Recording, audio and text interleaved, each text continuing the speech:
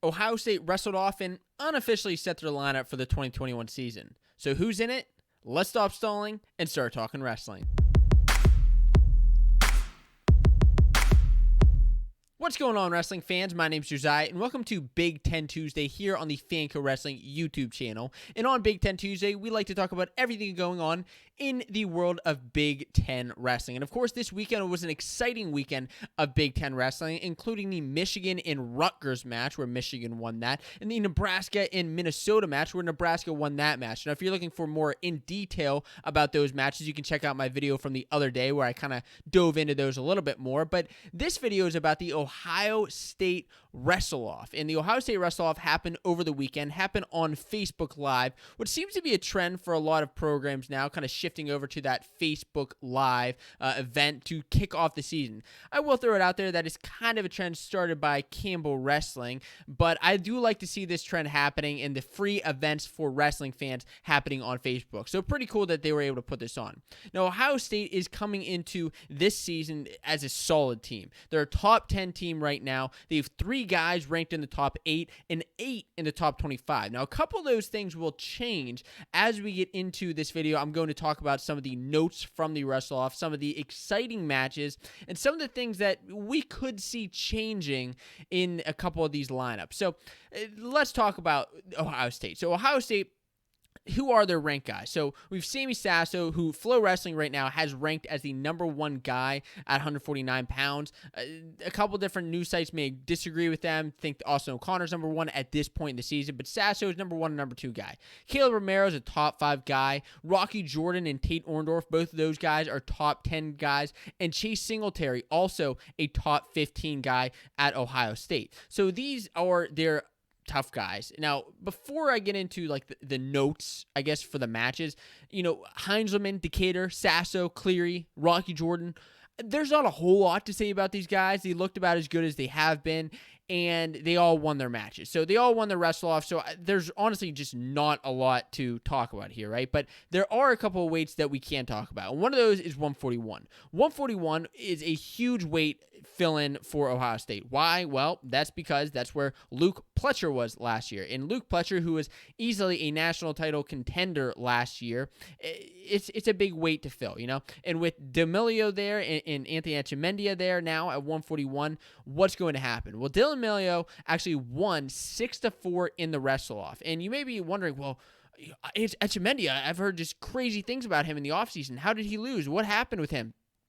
Listen, first of all, it was a great match, and I'll get into why I think this will be a weight that changes with each of these guys, kind of interchanges. But first of all, I do want to talk about there's one guy who actually called that Etcha Mendia may not win the wrestle-off. Who's going to get the starting spot here? That's the question. Dylan D'Amelio, I think, has a better shot than Anthony Etcha Mendia, and here's why. And this may be very controversial. Maybe it is, maybe it's not. Etcha Mendia is a solid wrestler. We've seen that. We've seen him win big tournaments and do very well, but most of those tournaments are freestyle. We aren't really too sure how he's going to fit into the folk style in the U.S. And we've seen international wrestlers struggle before moving from freestyle to folk style. It's a tough style to learn and transitioning from freestyle to folk style. And that's why I don't know for certain, how this is going to pan out. I may be proven totally wrong, but I think D'Amelio here is proven in folk style. I think he may get the starting spot at 141. Obviously, the wrestle-off will tell, and Tom Ryan will end up making the ultimate decision. That's just my 2 cents on the whole matter there.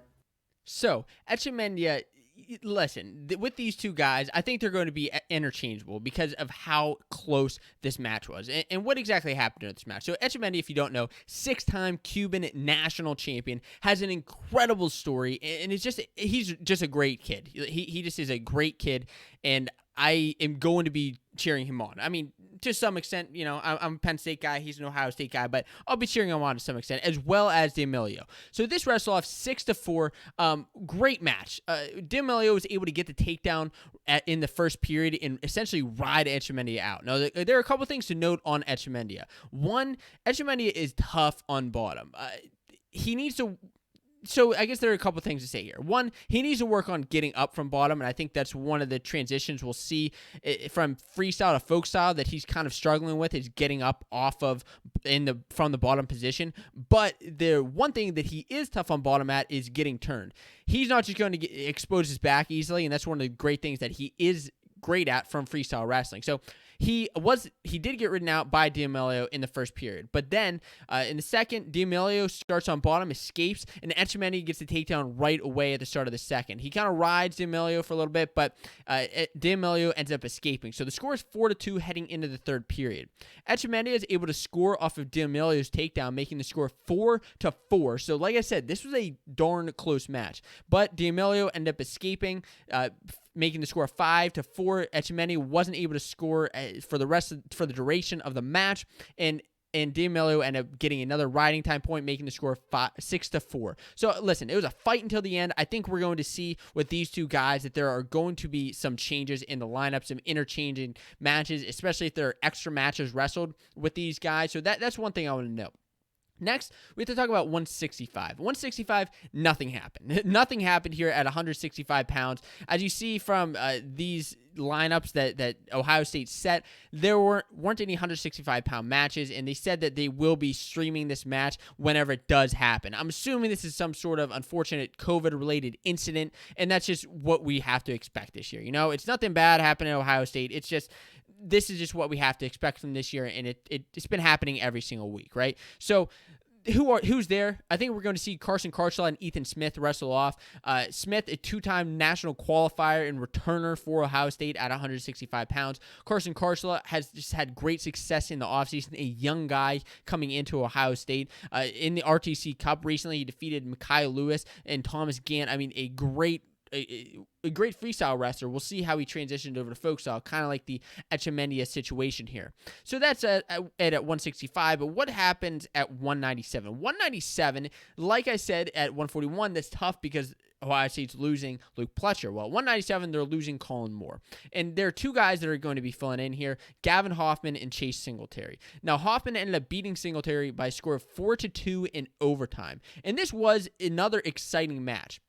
Now, Singletary, he dropped to 197 this season, previously at 285. Hoffman has just kind of been all over the place as well, from 197 to 184 to 285. Now he's back down to 197. Singletary has a little bit more of an advantage, I guess, over Hoffman, just in the fact that he's an NCAA qualifier, so it just has a couple more accolades. But as far as the match went, what happened here? Well, Hoffman...